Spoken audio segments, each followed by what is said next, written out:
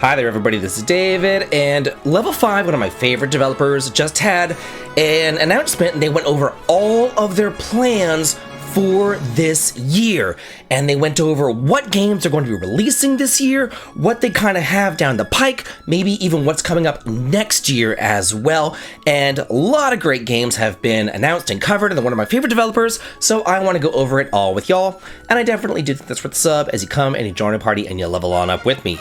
Thank you so much for your sub, your like, and your brand new hype. It helps me out a ton. And also, just FYI, I'm fighting a pretty bad cold right now, so if you're wondering why I sound different, that's why. I am on antibiotics though, so hopefully I will be better soon. So we got an update on Professor Layton and the New World, adding a PS5 and a PC version of the game, so new platforms to play it on, and it will be launching late this year. It says, 1 year after the events of Professor Layton and the Unwound Future, a new story now begins. The setting is Steam Bison, a town in America, a wondrous new world that has surpassed even London in its rapid development, all powered by revolutionary steam technology. A mysterious incident in Steam Bison soon draws Professor Layton and Luke into their next great adventure. So this is now coming out not only for the PS5 and the PC, but also for the Nintendo Switch and the Nintendo Switch 2. These games, these kind of like puzzly games, I'm not really that much into, but I know a lot of y'all are, so that is why I do want to cover it. Also, Inazuma 11 and Deca Police, new updates for that as well, new platforms as well. Inazuma 11 is adding a Switch 2 version, but it is no longer going to be out for the PS4, and Deca Police adds a Switch 2 version and drops the PS4 as well as the Switch version, and both games are still scheduled for release this year. This is Inazuma 11 RE. This is kind of like a little short update. Both games do remain active in development right now. Then we're moving on to Fantasy Life I, The Girl Who Steals Time. It is coming to also more platforms. It is coming to iOS and Android, so it is coming to your telephone, and it features cross-play and cross-save with existing versions. I don't know how that works. Like, if you played it on the Nintendo Switch, how does your telephone know what your save is on your Switch? Like, I have no idea how that works. No clue. Unless there's some sort of like Nintendo app or something, some sort of Nintendo cloud account. Like, I don't know. That doesn't make, I could kind of see it if it was like on PC or something, but even then, it's just like, how does it know what your save is on the Switch or the PC? Like, how does your telephone know that? I have no idea. This is way beyond and over my head.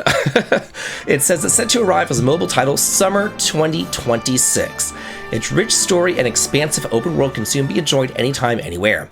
The game will support cross-play, allowing players to adventure together with others around the world on all platforms, including smartphones. Cross-save functionality will also be available. Players can gather materials on the go or settle in at home for a more focused battle experience and enjoy a playstyle that fits their lifestyle.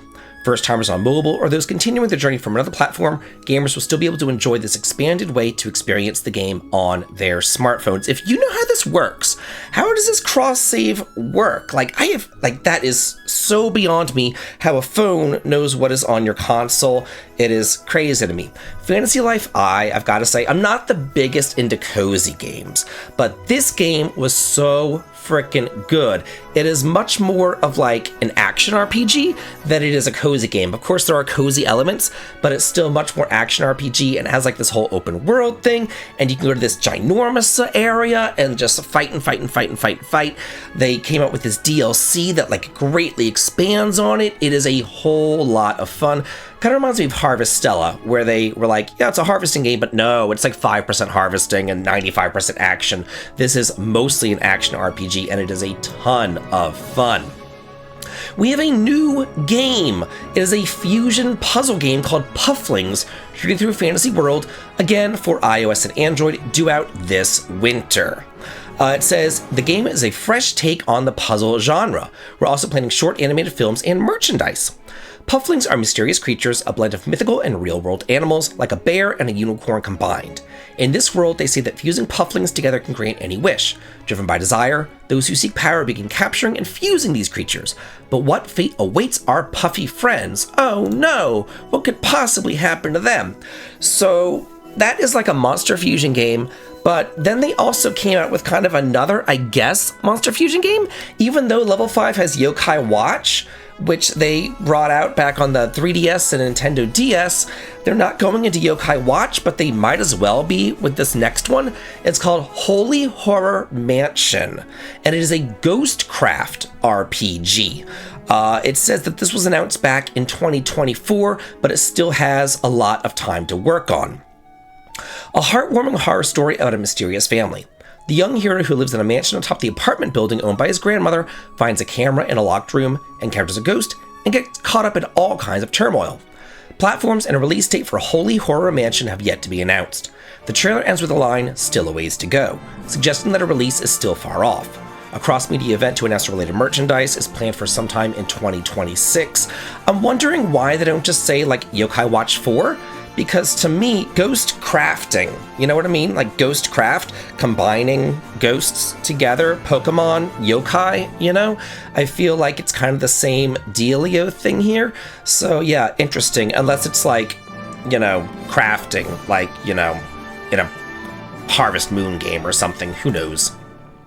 And finally, they announced another game. This is a remake. It is called Snack World Reloaded. Coming out for the PS5, Switch 2, and PC. This is a remake of Snack World: The Dungeon Crawl Gold. A release date was not yet announced. I'd never heard of Snack World, but I went and I looked it up, and apparently it was very highly rated, and a lot of people said it was really good. It was kind of like a little bite-sized whatever, sort of wasting time RPG or whatever, but now they are remaking it. It says, "We've made major updates to the gameplay, controls, and story to the point where it almost feels like a brand new game. With significantly enhanced graphics, the game is developed to deliver an immersive experience that feels like stepping into a beautifully crafted diorama. A new game mode is also planned, allowing players to take control of Chup, the anime's protagonist, and experience the story from his perspective. With major refinements to gameplay and controls, along with new story viewpoints, the game is being developed as a remake of such scale that it could almost be considered an entirely new title." So this one, I feel like maybe Snack World is going to be a new IP. Well, not a new IP, but like a new franchise for them. If they're going back to the base game and they're remaking it, maybe they're going to be making, you know, a Snack World 2 or something. And I love whenever games add different perspectives. I think that that's like a really fun thing. Like, it's one thing to have like a little scenario split here and there, but to actually have, you know, the same story from multiple perspectives is so cool.